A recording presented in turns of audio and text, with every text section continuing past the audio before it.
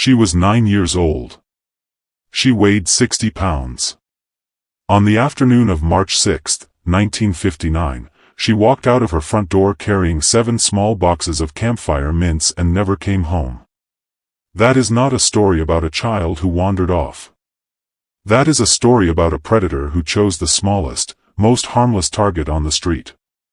And what makes this case different from almost every other cold case you will ever hear is this: the next morning, when 1,200 people flooded the streets of Spokane looking for her, he was standing right there among them. Helping search. Calling her name. Looking for a little girl he already knew was buried under branches and pine needles in the woods 7 miles away. It would take 62 years, 3 generations of detectives, and a glass jar sitting untouched in an evidence locker to finally expose him. But before we get to any of that, we have to go back to that Friday afternoon. Because to understand what was lost, you first have to understand who Candy Rogers was. We need to start with Spokane. Now, before you go any further, if you are new to this channel, I want you to take 5 seconds right now, hit that subscribe button, and ring the notification bell. Every single week on Cold Case Detective 247, we go deep, I mean really deep, into the cases that were forgotten, the victims who were overlooked, and the truths that took far too long to come to light. Each episode you see here represents weeks of research, cross-referencing, and verification. We do not cut corners on this channel. We do not deal in rumor or speculation. We deal in facts, in evidence, and in the stories of real human beings who deserved better than what they got. So if that is the kind of content you are looking for, subscribe right now and let's get into this together. Now, let's go. Spokane, Washington in 1959 was not a city that thought much about danger.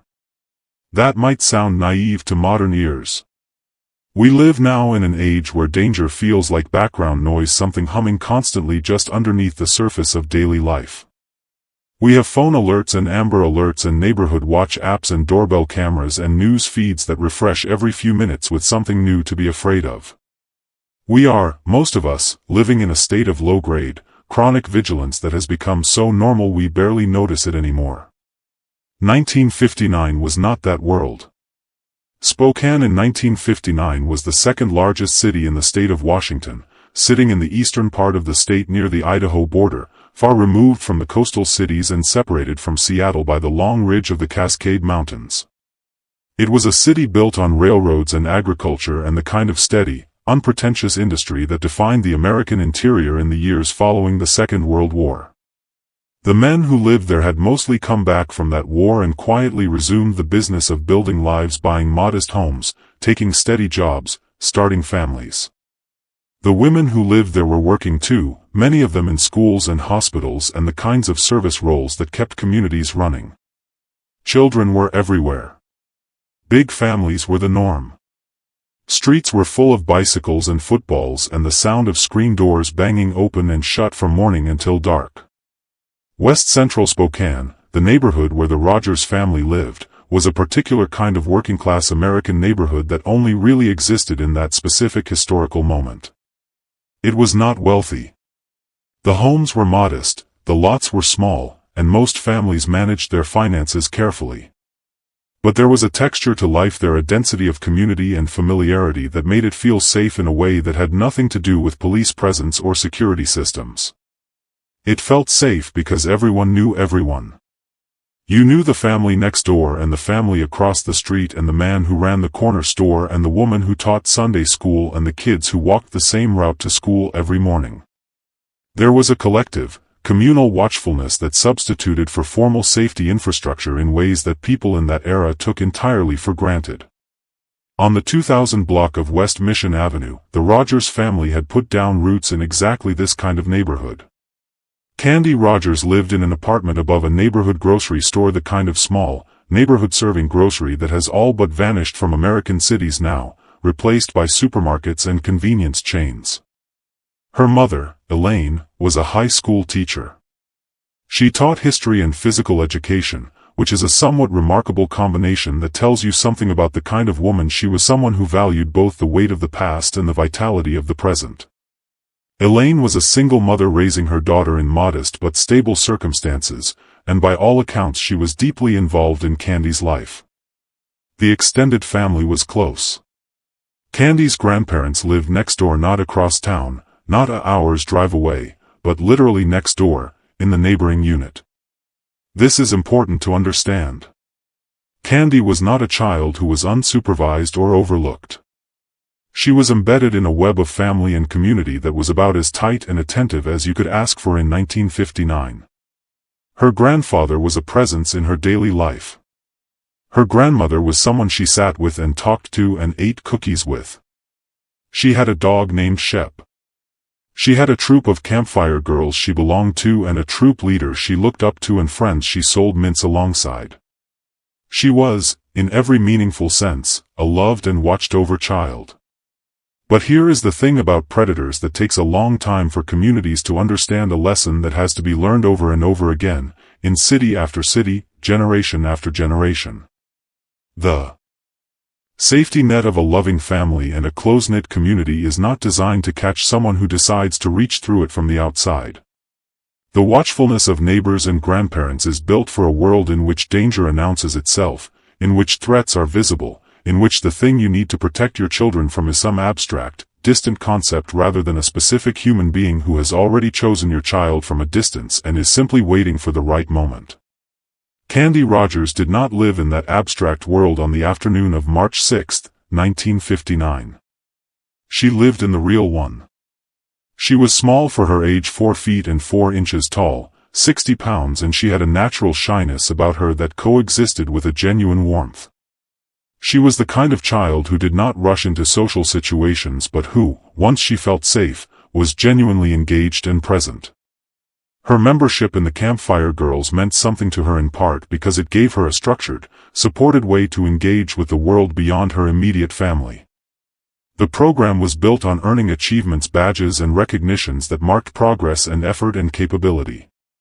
For a shy child, that kind of external recognition can be enormously meaningful. It says you are seen. It says what you did mattered.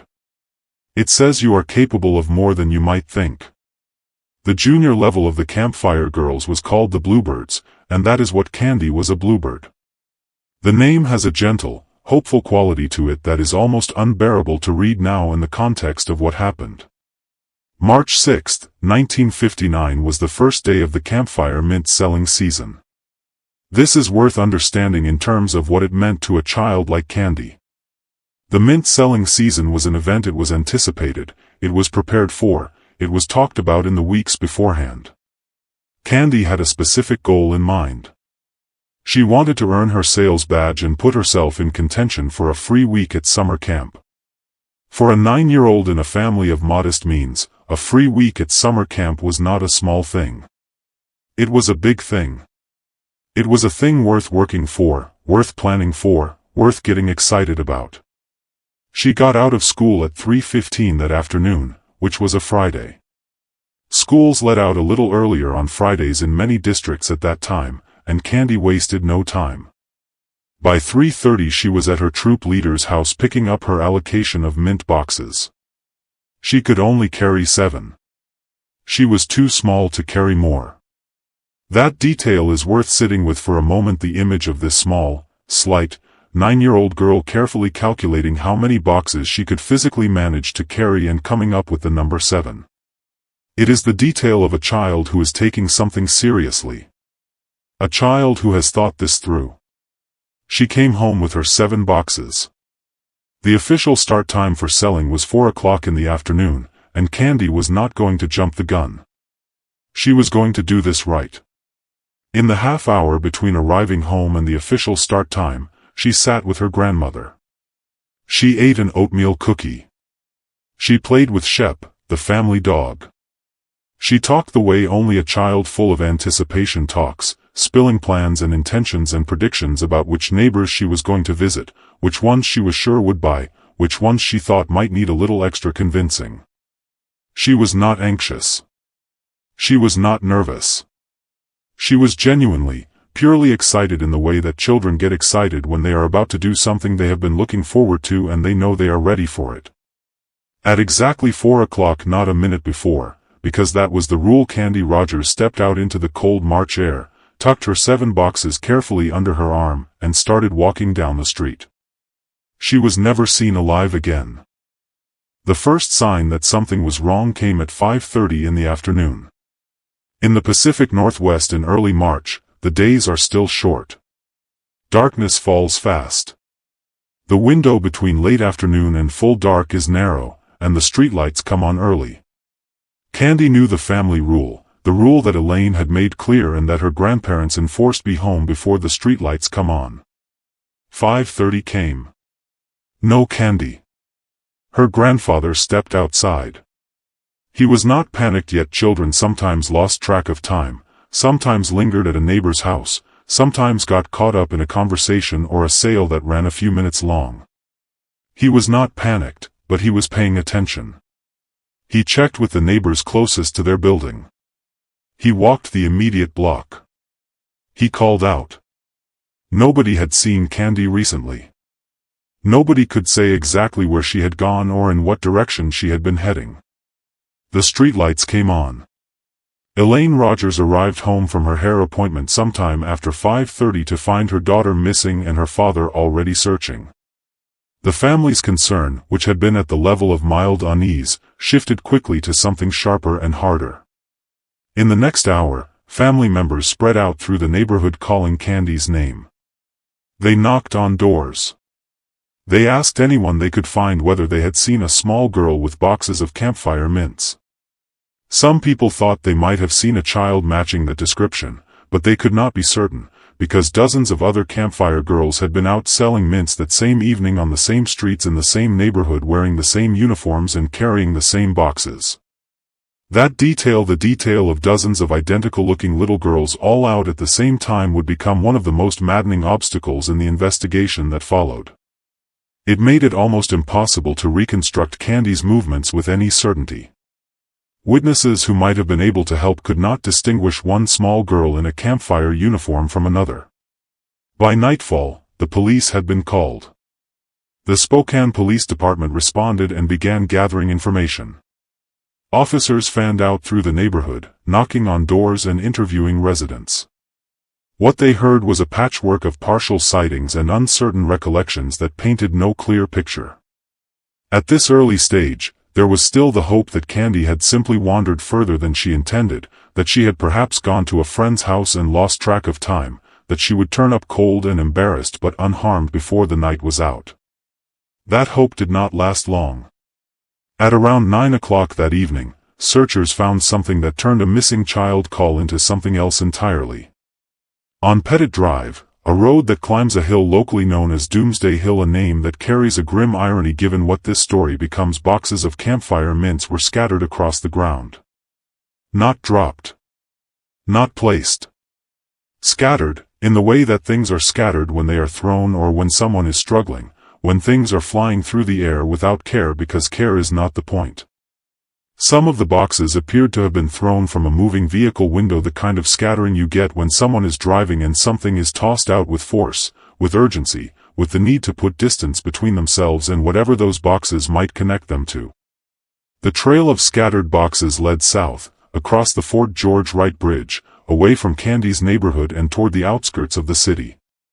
And on one of those boxes, one that landed face up, one that was preserved well enough in the cold night air, investigators found a partial fingerprint. They lifted it. They preserved it. They sent it to the FBI for analysis. It was never identified. But it was saved.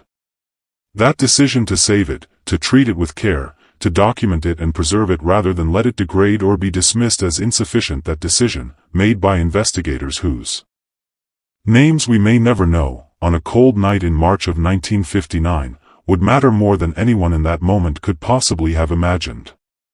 By 9 o'clock on the evening of March 6, 1959, no one in Spokane was using the word lost anymore. No one was talking about a child who had wandered off or gotten confused about directions or spent too long at a neighbor's house. Everyone understood, with the particular clarity that only terrible certainty brings, that Candy Rogers had been taken. That somewhere in or around their city, in the dark, was a person who had deliberately targeted a 60-pound 9-year-old girl carrying campfire mints, had taken her away, and had driven south across a bridge, scattering the evidence of the crime out of a moving window as they went. And somewhere in all of that darkness, was Candy herself. The city of Spokane did not sleep easily that night. The morning of March 7, 1959 arrived cold and gray, and it arrived with something extraordinary. The people of Spokane showed up. Not a few people. Not a handful of concerned neighbors.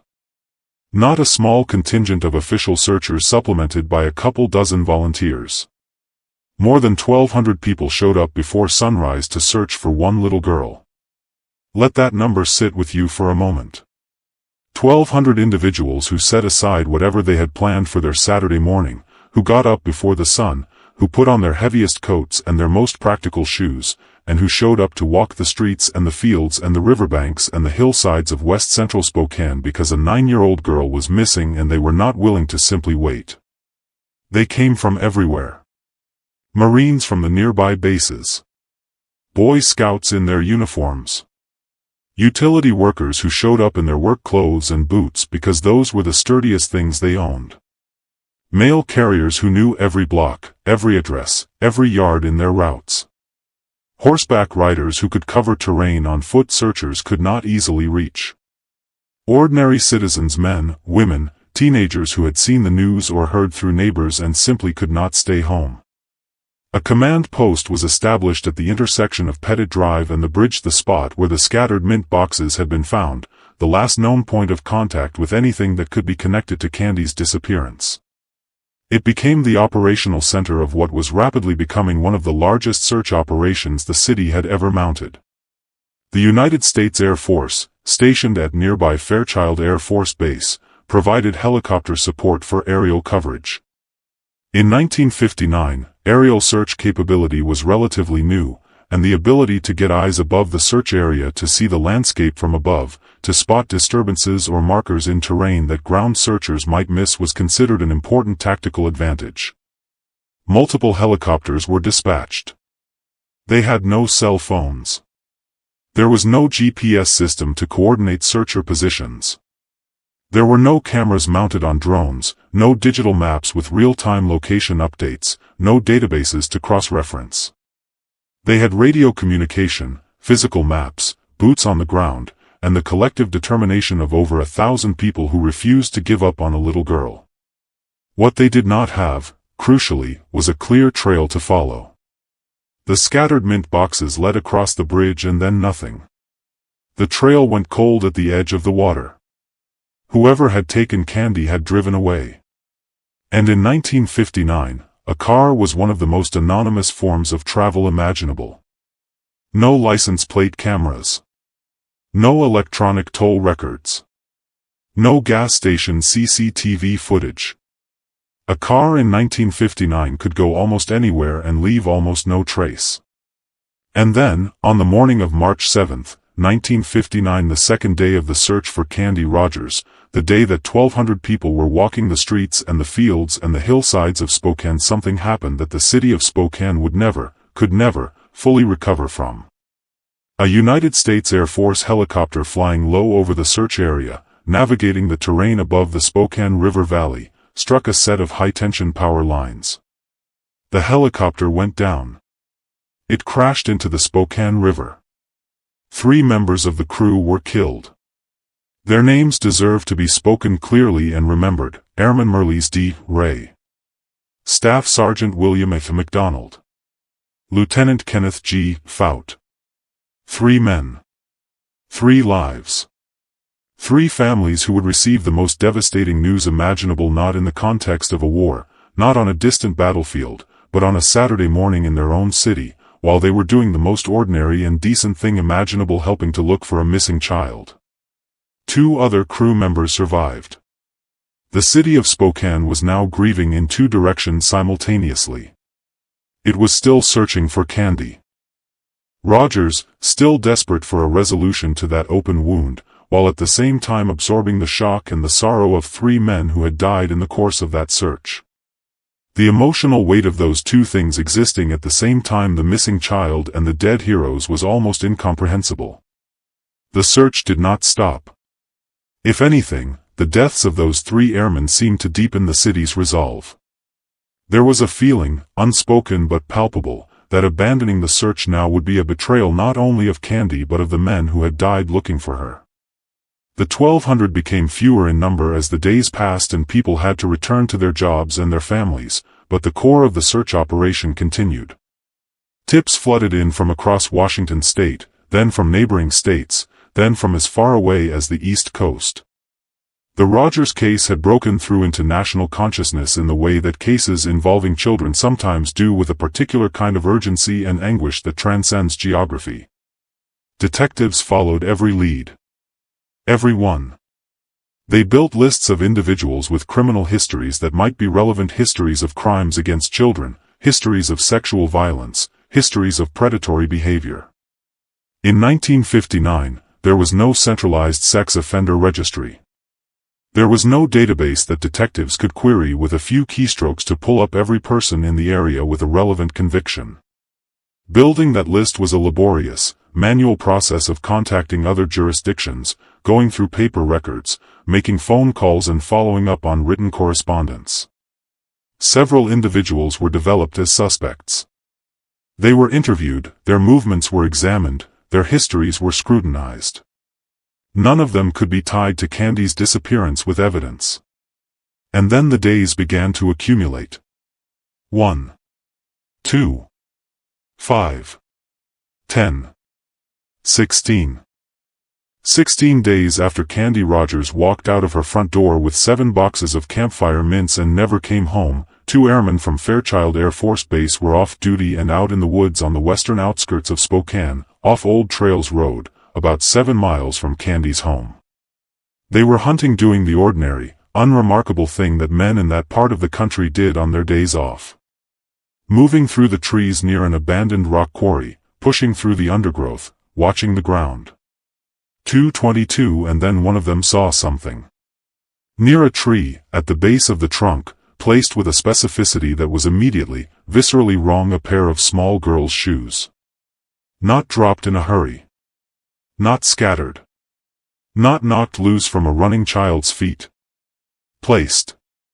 Set down deliberately, side by side or close together, in a way that communicated intention. The kind of placement that means someone was here. Someone stood in this spot. Someone had these shoes and put them here. The 2 airmen did not disturb the scene. They went back to base and reported what they had found. The next morning, March 22, 1959, a search party assembled at daybreak and made their way to the location. The woods off Old Trails Road. The abandoned rock quarry. The tree where the shoes had been found. They began to search the immediate area.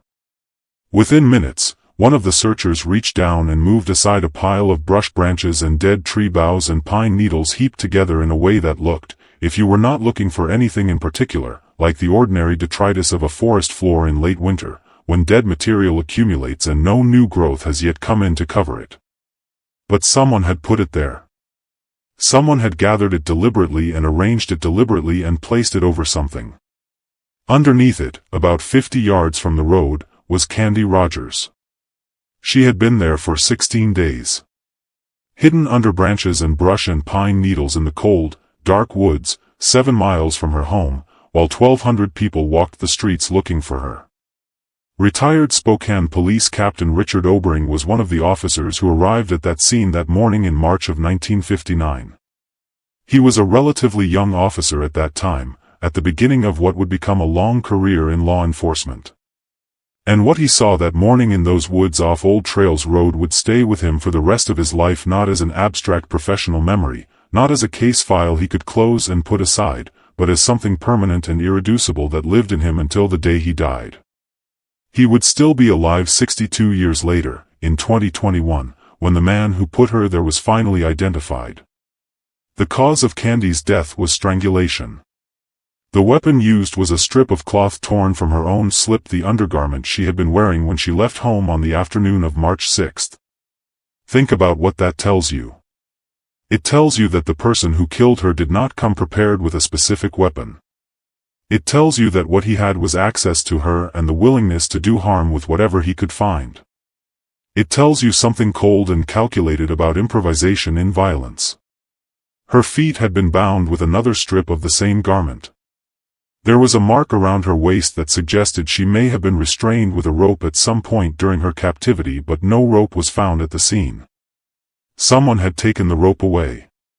Someone had cleaned up after themselves, in a partial, careful, deliberate way that speaks to awareness and intent. Medical examiners conducting the autopsy found evidence of a darker violation that the family and the public would be spared the full details of in subsequent reporting, but which added a dimension of horror to an already horrifying crime. Candy Rogers had suffered before she died. That is the truth, and it needs to be stated plainly, not because we should dwell in it, but because the full weight of what was done to her and the full importance of finding and naming the person who did it cannot be understood without it. Every piece of physical evidence collected at the scene and from Candy's body was carefully catalogued and preserved.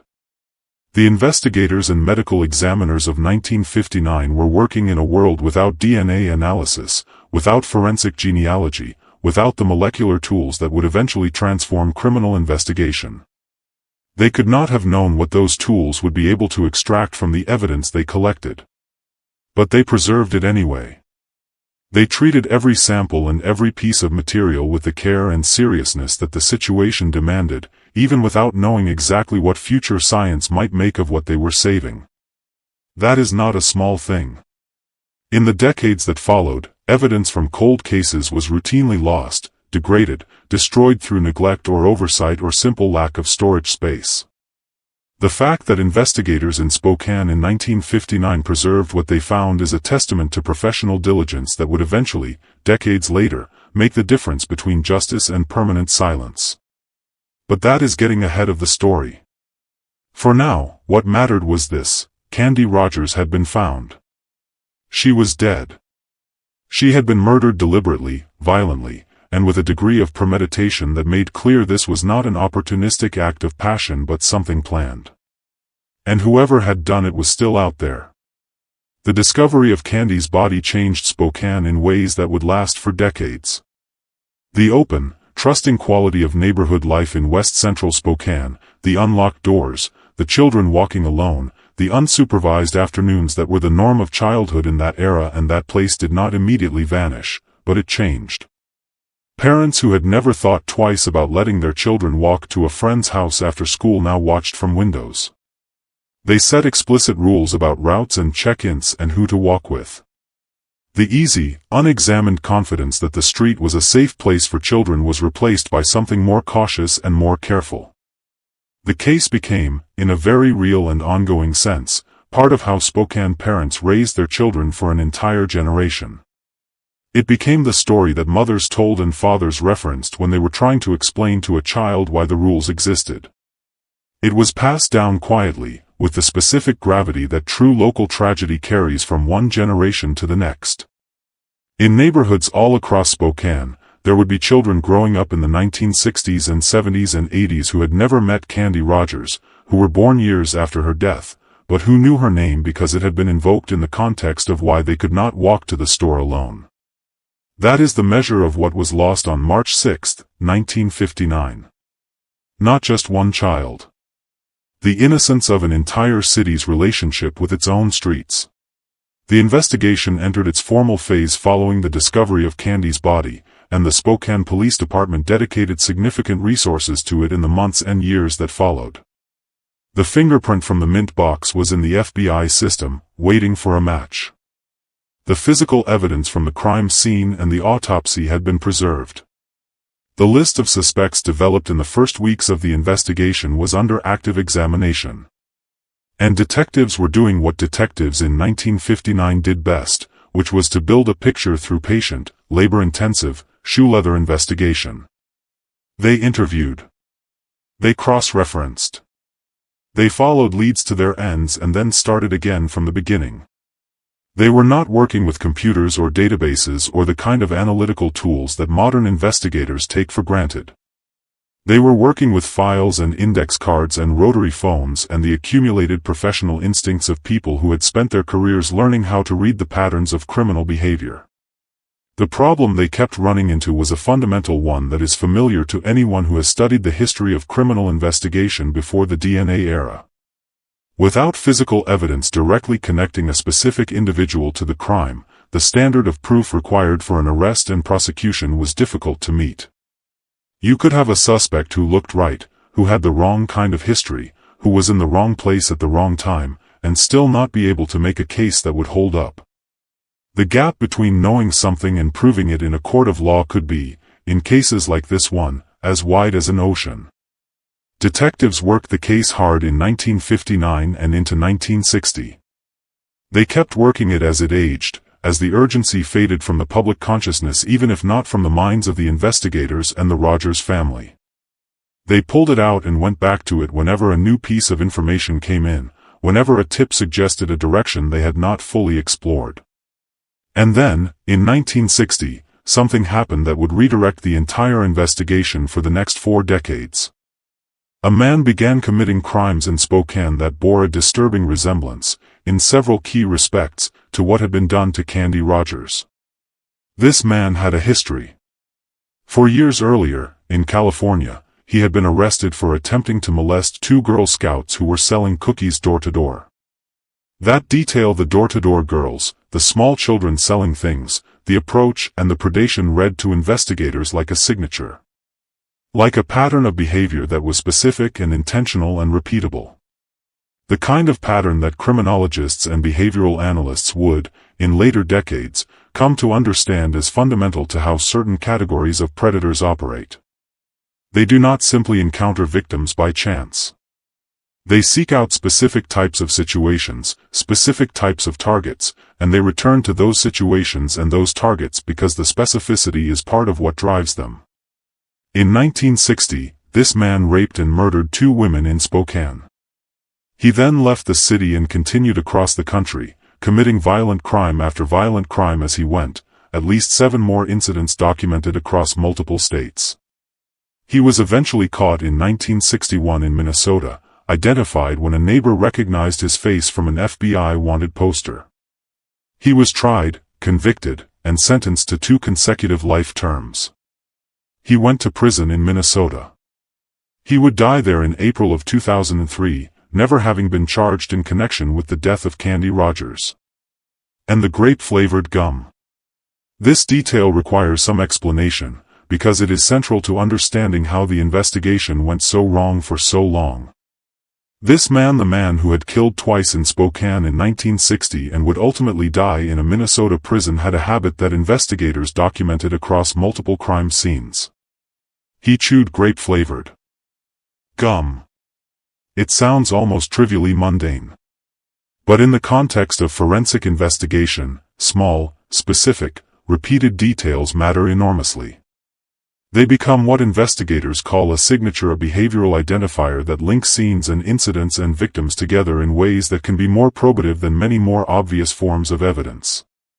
The consistent presence of grape-flavored gum at his crime scenes became a documented, officially recognized element of his criminal profile. When Candy Rogers' body was found and her clothing was examined during the autopsy in 1959, a detective noted something. A stain on her clothing.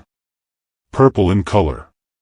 And when examined closely, when the examiner leaned in and paid careful attention to it, there was a smell. A grape smell. That observation, made in passing, noted in a report, not subjected to any chemical or forensic analysis, took on enormous weight once this other man's profile began to emerge.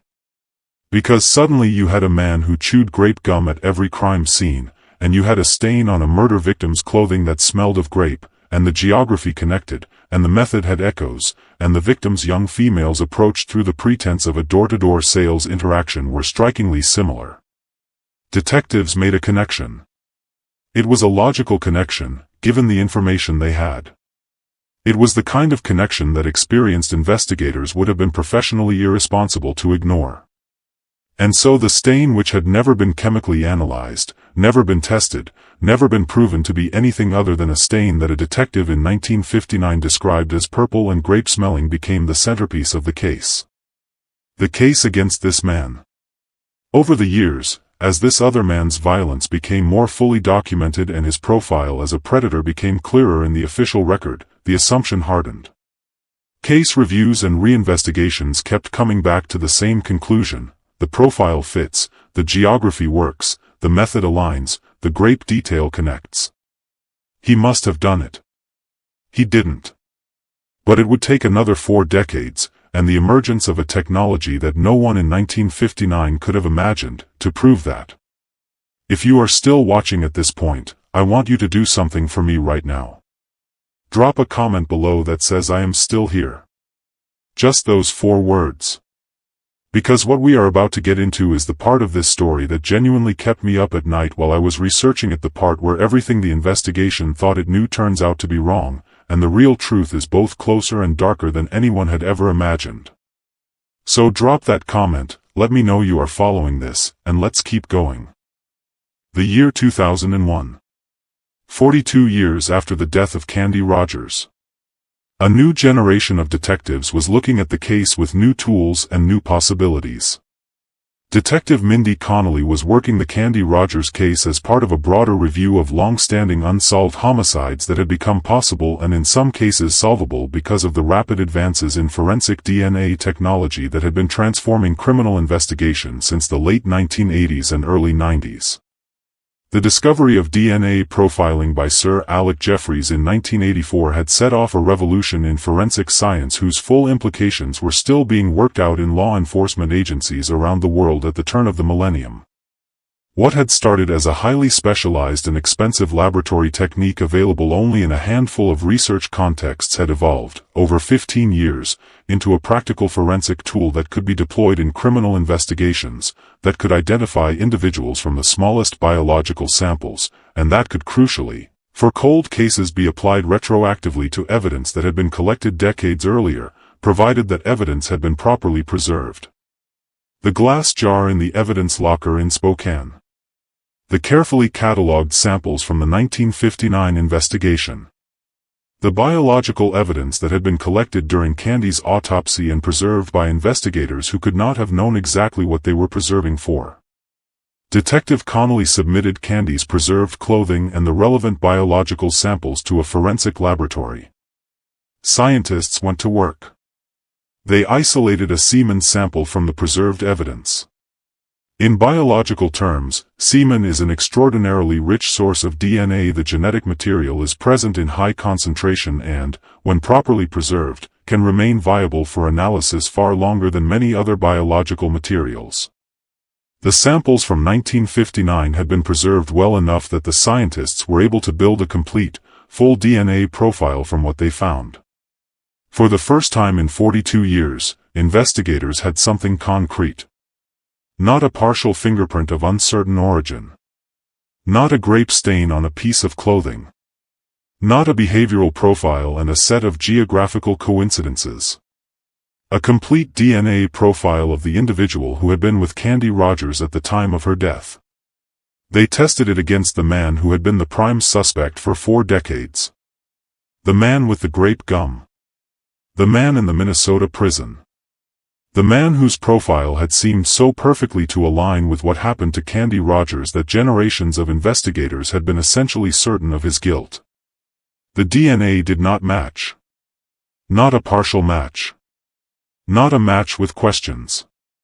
Not a result that required further analysis to interpret. A clear, definitive, unambiguous negative result. The DNA found on Candy Rogers' clothing did not belong to the man who had been suspected for 40 years. He had not killed her. All of it, the grape stain, the behavioral echoes, the geographic proximity, the victim profile similarities, all of it had been circumstantial. And the one piece of evidence that could not be argued with, that could not be interpreted or reinterpreted based on assumption or behavioral theory or investigator intuition, said clearly and definitively, no.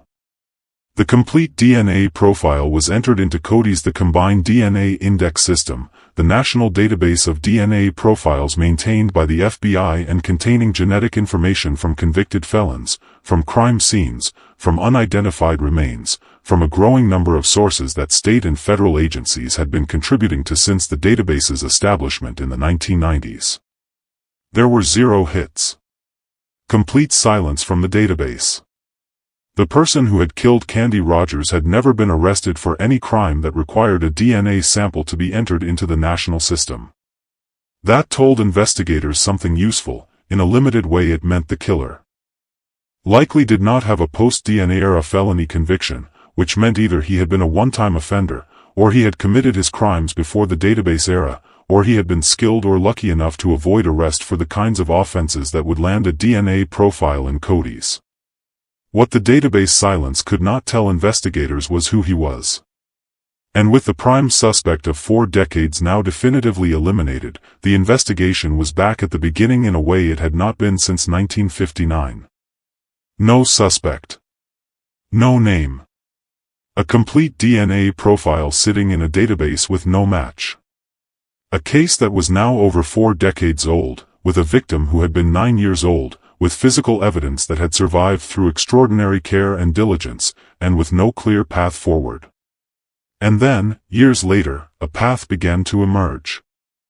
To understand how the Candy Rogers case was ultimately resolved, you have to understand something about the evolution of forensic DNA technology in the early years of the 21st century.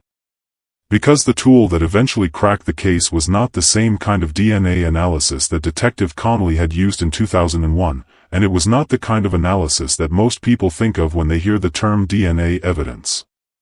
What ultimately broke the case was a technique called forensic genealogy, or genetic genealogy. And to understand why it was so revolutionary and why it created the possibility of solving a 60-year-old murder, you have to understand how it works. Traditional forensic DNA analysis works like this.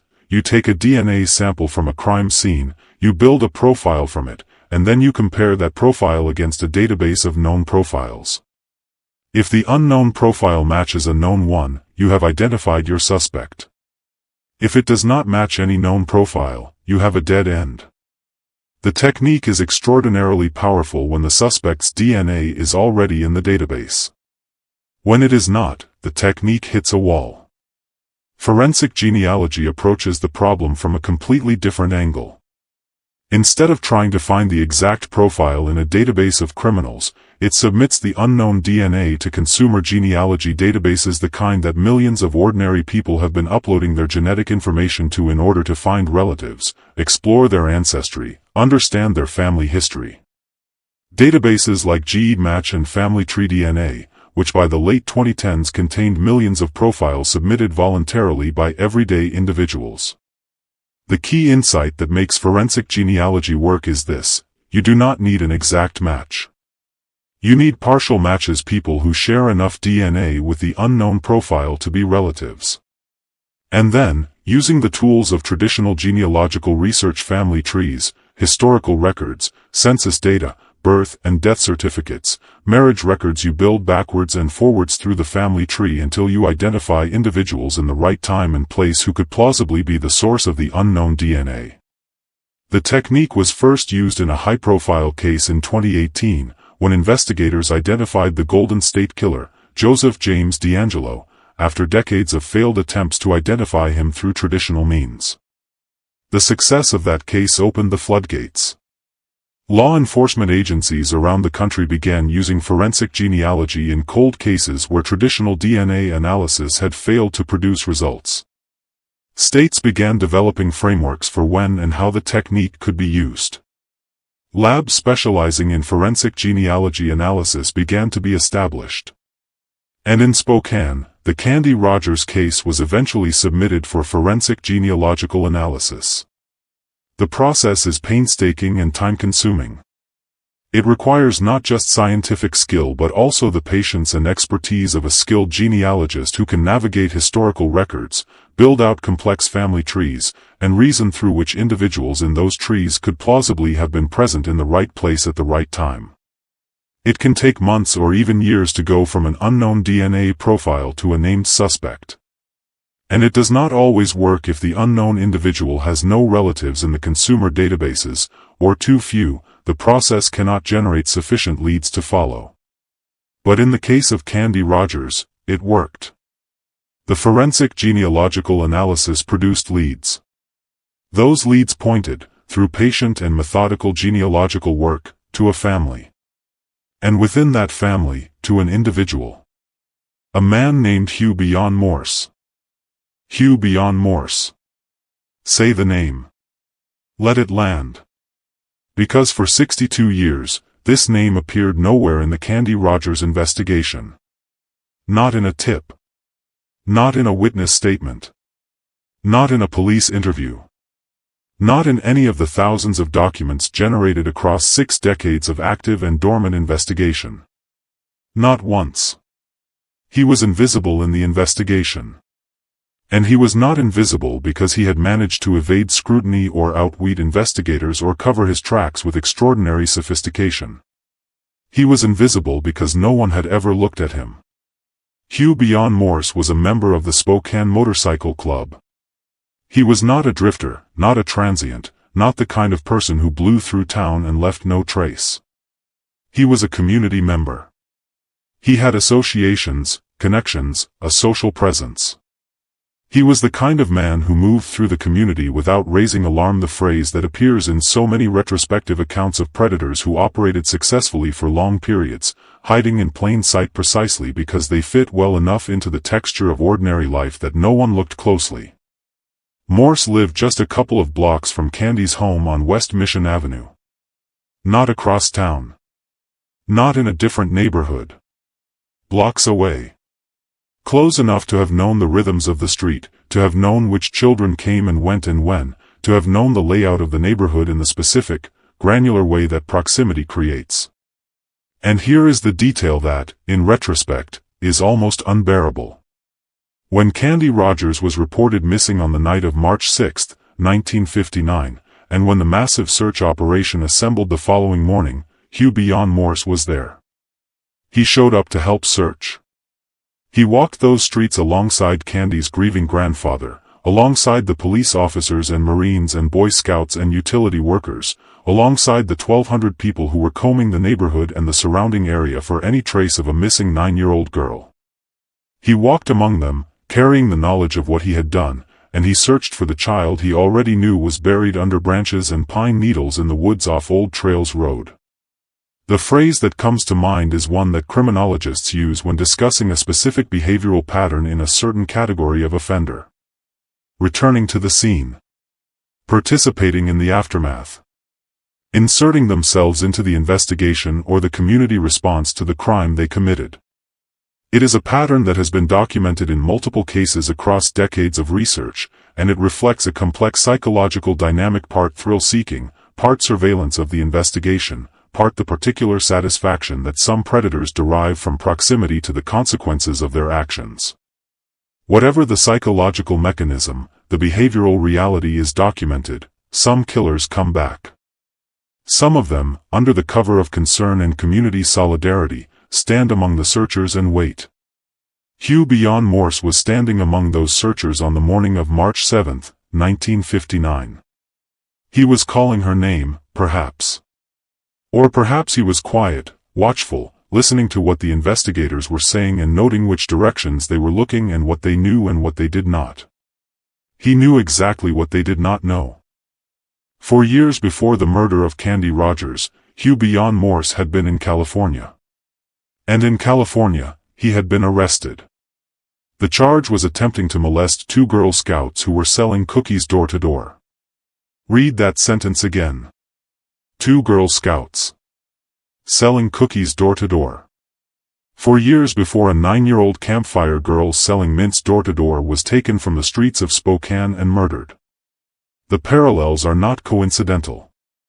They are not a strange quirk of fate. They are the expression of a specific predatory pattern, a type of target, a type of approach, a type of opportunity that Morse had sought out before and would seek out again. The California arrest documented it. The Spokane murder was the escalation. This is the pattern that criminologists have spent decades trying to help the public and law enforcement understand. Predators who commit the most serious violent crimes against victims do not typically emerge from nowhere. They have histories. They have prior incidents, arrests that did not lead to prosecution, prosecutions that did not lead to significant sentences, behaviors that were documented somewhere in some record that no one ever connected to the later crime. They escalate. They graduate. They move from the attempt to the act, from the minor offense to the catastrophic one, and at each step they learn and adapt and refine their approach. In 1955, Hugh Beion Morse was arrested in California for attempting to molest 2 Girl Scouts selling cookies door-to-door. In 1959, he murdered a 9-year-old campfire girl selling mints door-to-door in Spokane. The California incident is the rehearsal. The Spokane murder is the performance. And less than a year after Candy's body was found, Morse committed 2 more murders. He raped and killed 2 women in Spokane, different victims, a different type of victim than Candy, but the same city, the same perpetrator, the same escalating pattern of violence. Then he left Spokane. He went east, continuing across the country, committing at least 7 more documented violent crimes before he was finally stopped. He was caught in Minnesota in 1961. The method of his capture, a neighbor recognizing his face from an FBI wanted poster, is almost painfully low-tech in retrospect, but it worked. He was identified. He was arrested. He was tried and convicted and sentenced to 2 consecutive life terms. He went to prison in Minnesota and he stayed there for decades. He was never paroled. He died in that prison in April of 2003, at an age that had placed him well into the ordinary span of human life, having lived out the years that Candy Rogers never got. He died in that prison without ever having been questioned about Candy Rogers. Without ever having been charged. Without ever having had to face what he did to a 9-year-old girl with 7 boxes of campfire mints and a plan to earn a summer camp badge. He died with the knowledge of what he had done, and he took it with him.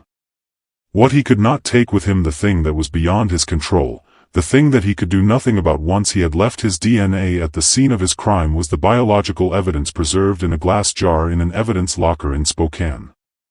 The samples that Detective Connolly had tested in 2001. The complete DNA profile that sat in Cody's for years without a match. The profile that, eventually, through the extraordinary technology of forensic genealogy, led investigators back to a family and then to a name. Hugh Beion Morse was dead by the time that name was confirmed. He had been dead for years. He would never sit in a courtroom. He would never face Elaine Rogers across a witness stand. He would never be required to speak about what happened on the afternoon of March 6, 1959. But his name is known now. The family that spent 62 years without an answer has won. The detectives who carried this case across decades of dead ends and false leads, including the investigators of 1959 who preserved the evidence so carefully, and Detective Connolly who built the DNA profile in 2001, and every investigator in between and after who refused to let the case go permanently cold, those people can know that their work ultimately mattered. And retired Spokane Police Captain Richard Obering, who found Candy's body in those woods in March of 1959 and carried that image for 62 years, he was still alive when Hugh Beion Morse was named. He got to know. Now let's slow down for a moment. Because I want to make sure we have taken full account of everything this story contains, of all its layers and all its weight. There is the immediate horror of what happened to Candy Rogers, the specific, particular horror of a 9-year-old child who wanted a badge and a summer camp trip and who instead encountered a predator on the first afternoon of the selling season. That horror is real and it is specific and it needs to be named and not looked away from. But there are other things in this story that deserve examination too. There is the story of the 3 airmen who died. Airman Merlees D. Ray. Staff Sergeant William F. McDonald. Lieutenant Kenneth G. Fout. These men died in the course of a search operation, not in combat, not in training, but in the service of a community that needed help. They flew low over the search area because low flight provided better visibility, better coverage, a better chance of spotting something that might lead to a missing child. They flew low knowing the risks, accepting them in the way that military personnel accept the risks inherent in their duties, and the high-tension power lines that brought their helicopter down did not care about their intentions or their courage. Their deaths are rarely discussed in the context of the Candy Rogers case. They exist as a footnote in most accounts, a tragic accident that occurred during the search. But they are not footnotes. They are the names of 3 men who gave their lives trying to find a little girl, and they deserve to be remembered as clearly and completely as Candy herself. There is also the story of the investigation going wrong. The 4 decades spent in the wrong direction. The false certainty that gathered around the grape stain and the behavioral profile and the circumstantial similarities. This is not a story about incompetent investigators. The detectives who worked the Candy Rogers case, from 1959 onward, were operating in good faith with the tools and knowledge available to them. The connection they drew between the grape stain and the man in Minnesota was not a wild or irrational leap, it was a logical inference based on the available evidence. The problem was not incompetence. The problem was the inherent limitation of pre-DNA forensic investigation, which depended heavily on inference and behavioral analysis in exactly the situations where direct physical evidence was absent. The lesson that the Candy Rogers case drives home with particular force is about the danger of certainty in the absence of proof. The stain was never tested. The behavioral theory was compelling but was never confirmed. And the longer the theory went unquestioned, the more certain everyone became, and the harder it became to imagine that the certainty might be wrong. It was wrong. That is a lesson that applies beyond this case, beyond the history of criminal investigation, into the broader domain of how human beings reason under uncertainty. We are pattern-seeking creatures. We are drawn to explanations that fit the available data. We are inclined to treat explanations that fit very well as likely true, and the better they fit, the stronger the inclination becomes. It takes a specific discipline, a specific kind of intellectual courage to say of an explanation that fits well, but have we tested it? Have we subjected this to actual scrutiny, or have we simply agreed among ourselves that it must be right? In the Candy Rogers case, that discipline was eventually applied first by Detective Connolly in 2001, when she submitted the evidence for DNA analysis rather than simply accepting the decades-old consensus about the prime suspect. That decision, to actually test the theory rather than simply rely on it, was the decision that opened the door to the truth. It took 62 years. But it opened. There is also the question of Hugh Beion Morse, of what his story tells us, and what it should have meant for law enforcement and for communities in the years during which he was active. Morse was arrested in California in 1955 for attempting to molest Girl Scouts. He was in California. The crime occurred in California. He was processed through the California criminal justice system. And then at some point between 1955 and March of 1959 he was in Spokane, Washington. Living there. Participating in the community. Joining the Spokane Motorcycle Club. Living a couple of blocks from the Rogers family. In 1955, there was no mechanism for that California arrest to follow him to Washington in any systematic way. There was no national database of sexual predators. There was no registry that would have required him to register with local law enforcement when he moved to a new jurisdiction.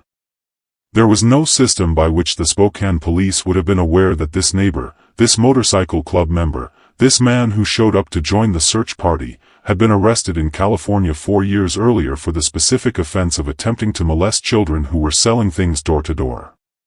The sex offender registry that exists today in the United States, the framework of Megan's Law and the Jacob Wetterling Act and the Adam Walsh Act, was built incrementally in the decades following the Candy Rogers case, driven in large part by cases exactly like hers. The recognition that communities needed a way to track individuals with histories of predatory behavior against children, that law enforcement needed tools to connect dots that would otherwise remain unconnected across jurisdictions, grew out of the specific, documented failures that cases like this one represented. The tools that would have mattered in March of 1959 did not exist in March of 1959. They were built, over the following decades, in the aftermath of tragedies like Candy Rogers. That is the specific, costly, irreversible way in which social and institutional progress sometimes works, not as a proactive prevention, but as a response to loss that was preventable in retrospect and that the new system is designed to prevent going forward. That is cold comfort for the Rogers family. It is cold comfort for the families of the other women Morse murdered in Spokane in 1960. It is cold comfort for the families of his later victims. But it is the truth of how these things work, and acknowledging it is part of what we owe to Candy Rogers and to everyone else who was harmed by the absence of systems that did not yet exist. Let us also talk about the Campfire Girls. This seems like a small detail, but I want to give it its proper weight, because the Campfire Girls program and programs like it represented something specific and important in the lives of children in mid-century America. The Campfire Girls was founded in 1910 as the first non-sectarian, interracial organization for girls in the United States. Its original purpose was to provide girls with outdoor activities, practical life skills, and the experience of organized community that organizations like the Boy Scouts were providing for boys. By 1959, it had evolved into a broader organization that operated at the neighborhood level through troops and troop leaders, and that offered young girls a structured set of activities, achievements, and recognitions within a community of peers. The selling program, the Campfire Mints, the sales badge, the competition for a free week at summer camp was part of that broader structure. It was designed to teach skills of initiative, planning, communication, and enterprise. It was designed to give children like Candy Rogers a tangible goal to work toward and a real sense of accomplishment when they achieved it. Candy Rogers was working that program with full intention and full seriousness. She had a plan. She knew which neighbors she was going to approach. She had thought about how to make her pitch. She was, in her small 9-year-old way, doing exactly what the program was designed to encourage her to do, going out into the world with confidence and purpose. The particular cruelty of what Morse did is inseparable from this context. He did not encounter Candy Rogers by accident. He targeted a child who was doing a good and wholesome and community-oriented thing, who was operating within a system designed to support her and build her confidence, who was at her most exposed because she was most actively engaged with her community. She knocked on doors because that was what the program asked her to do. She approached strangers because that was the nature of the task.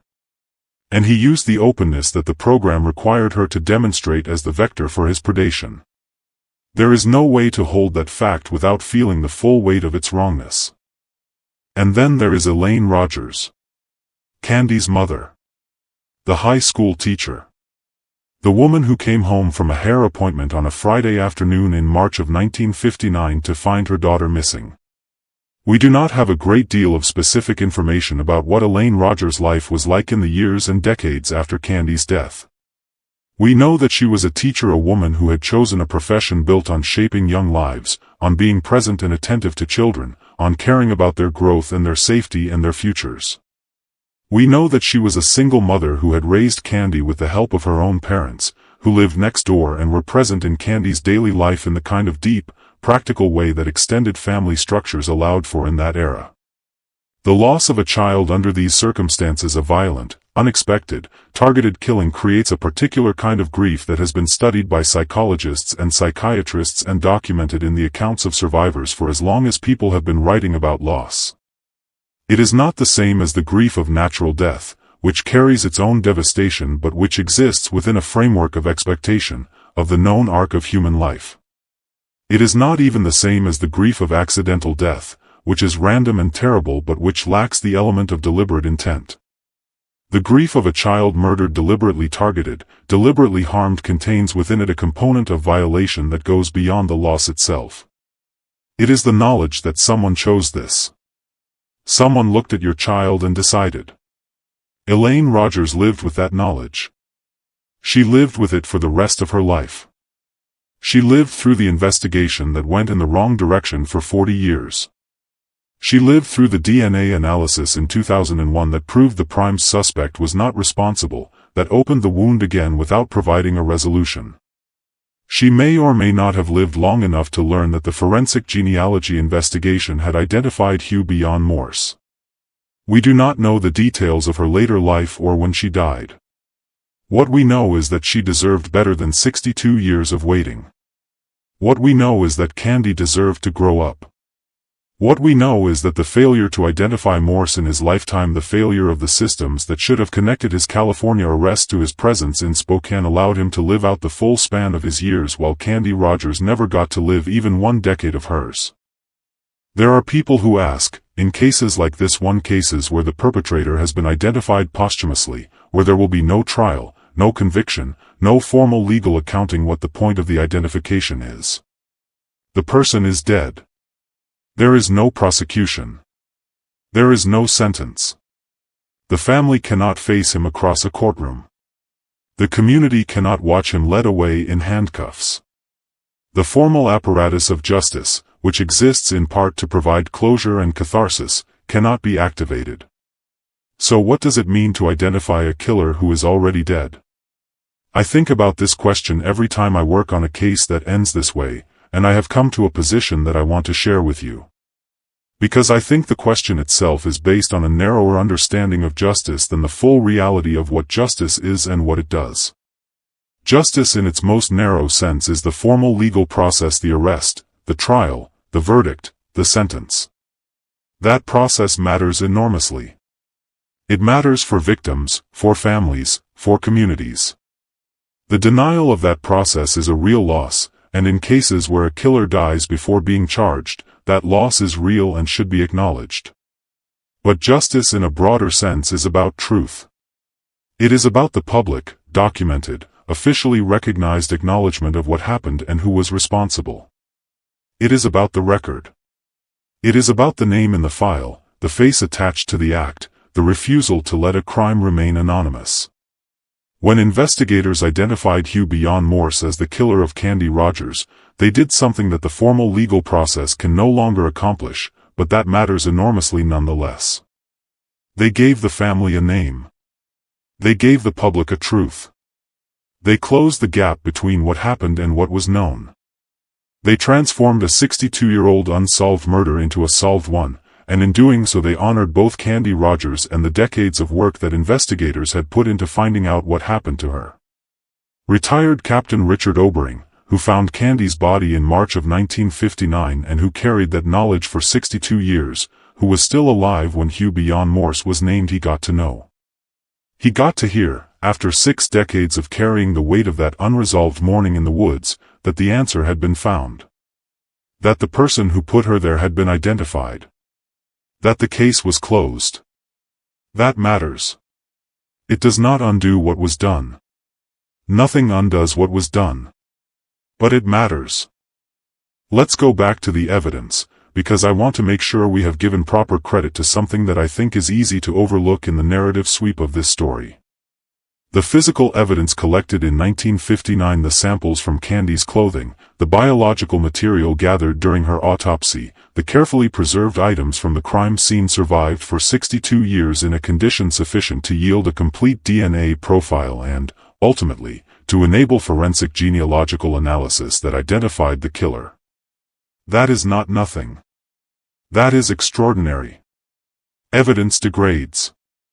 It is lost, misplaced, destroyed by neglect or by official policy or by the simple passage of time. Evidence rooms in police departments across the country have been cleared out in the course of moves and budget cuts and administrative reorganizations, with decades-old case evidence discarded because the cases were cold and the space was needed, and no one thought to question whether future technology might give that old evidence new life.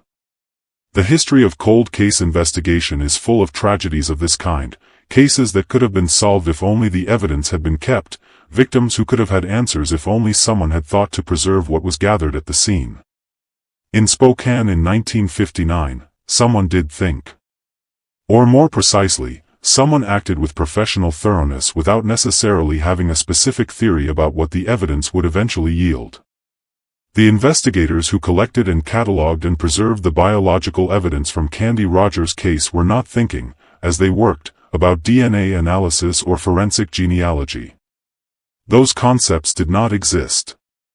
They were simply doing their jobs with the care and diligence that their jobs demanded, trusting that preserved evidence was better than destroyed evidence even when the specific use of that evidence could not be foreseen. That trust turned out to be correct. That care turned out to matter more than anyone could have imagined.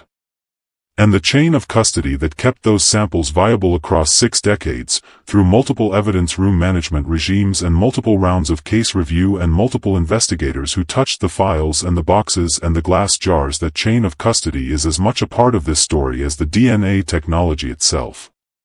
You cannot solve what you have destroyed. You can only solve what you kept. There is a name in this story that I want to make sure we return to, because it is easy for it to get swallowed by the larger narrative, and it deserves specific recognition. Detective Mindy Connolly. In 2001, 42 years after Candy Rogers was murdered, Detective Connolly made a decision. She pulled the Candy Rogers case back up. She looked at the evidence. She decided that the physical samples that had been preserved since 1959 were worth submitting for DNA analysis. She navigated the institutional and bureaucratic steps necessary to get that done. She worked with a laboratory to obtain the results. She took the result, the definitive elimination of the prime suspect who had been the focus of the investigation for 4 decades, and she entered the newly built DNA profile into ColdCase. When the ColdCase search came back with 0 hits, she did not put the case back on the shelf. She kept it active. She kept the profile in the system. She made sure the work she had done was documented and preserved in a way that would be useful to whoever came after her. Detective Connolly did not solve the Candy Rogers case in 2001. The forensic genealogy work that ultimately identified Morse came later, and it required different tools and different expertise than what was available to her. But she laid the foundation. She did the work that made the later work possible. She is the essential link in the chain that connects the investigators of 1959, who preserved the evidence, to the forensic genealogists who ultimately used it to build a name. The history of cold case investigation is full of people like Detective Connolly, investigators who worked cases that were not yet solvable with the technology at hand, who did what they could with what they had, and whose work became essential building blocks for solutions that came years or decades later. They do not always get the public recognition that comes to the investigator who makes the final connection and announces the solved case. But their work is the foundation. Let us also take a moment to think about the other victims. Hugh Beion Morse murdered Candy Rogers in March of 1959. Less than a year later, he murdered 2 women in Spokane. Then he went across the country committing at least 7 more violent crimes, a number that represents the minimum documented count, not necessarily the full extent of his predation. Each of those victims was a person. Each of them had a family. Each of them had a life before the encounter with Morse that ended it. And for some of those victims, justice came relatively quickly: the Minnesota arrest in 1961, the trial, the conviction, the 2 life sentences. For others, particularly for Candy Rogers, justice was delayed by 62 years. The victims of the crimes that led to Morse's Minnesota conviction were, in a sense, the reason he was ultimately stopped. His capture and incarceration prevented additional murders. His Minnesota convictions created a criminal record that, once his DNA was collected in connection with those crimes, would have put his profile in the system. But the timing matters here. Morse died in April of 2003. The Candy Rogers DNA profile was built in 2001. If Morse had been tested in connection with his Minnesota crimes and his profile had been entered into ColdCase, if that process had happened before his death in 2003, a ColdCase hit would have been possible. The case might have been solved while Morse was still alive. Whether that testing happened, and if it did, why it did not produce a hit during the window between 2001 and 2003, is a question I cannot fully answer. The records may tell a more complete story about the timing and the testing. What I can say is that the ultimate resolution through forensic genealogy working with partial matches in consumer databases came after his death, which means the formal apparatus of justice was always going to be limited in what it could accomplish. He died having never been publicly named in connection with Candy Rogers' murder. He died as Hugh Beion Morse, convicted murderer of the 2 Spokane women and the Minnesota victims, but never as the man who killed a 9-year-old girl selling campfire mints on a cold Friday afternoon in March of 1959. Now he is that man. Publicly. Officially. On the record. I want to spend a moment on the campfire mint boxes. On those 7 small rectangular boxes that Candy was carrying under her arm when she left home at 4 o'clock that afternoon. 7 boxes. She could only carry 7. She was too small for more. Those boxes became evidence. The ones scattered across Pettit Drive, thrown from a moving car window in the dark, became the trail that told investigators which direction to look, and what kind of crime they were dealing with. One of them carried a partial fingerprint that went to the FBI and stayed unmatched for 6 decades. They are, in the story of the investigation, the first physical evidence, the first tangible sign that something had gone terribly wrong. But before they were evidence, they were hers. She chose them. She carried them. She was proud of them and what they represented, the plan, the badge, the summer camp trip she was working toward. They were the material expression of her ambition on the afternoon of March 6, 1959. The last image we have of Candy Rogers as a living person, the image constructed from the accounts of her grandmother and the people who saw her leave, is of a child carrying those 7 boxes into the cold March afternoon. Excited. Not nervous. Excited. That image is the one I want to hold on to. Not the crime scene. Not the autopsy. Not the long decades of investigation and false leads and cold files. The image of a small girl with 7 boxes of mints, stepping out of her front door into the early evening cold, her dog Shep still inside, her grandmother waving her off, her plan fully formed in her 9-year-old mind. She deserved to come home. She deserved to sell those mints and earn that badge and go to summer camp and come home at the end of that week with stories and sunburn and the particular satisfaction of a child who had done what she set out to do. She deserved to grow up. Candy Rogers. 9 years old. 4 feet 4 inches tall. 60 pounds. A bluebird in the Campfire Girls of America. A daughter and a granddaughter and a girl with a dog named Shep and a plan and a future. She did not get any of that. What she got instead was a cold March afternoon and a man who had been watching and waiting. But she was not forgotten. The people of Spokane did not forget her. The parents who changed how they raised their children after March of 1959 did not forget her. The generations of Spokane children who grew up hearing her name in the context of why safety rules existed did not forget her. The detectives who kept her case files and kept returning to them across 6 decades did not forget her.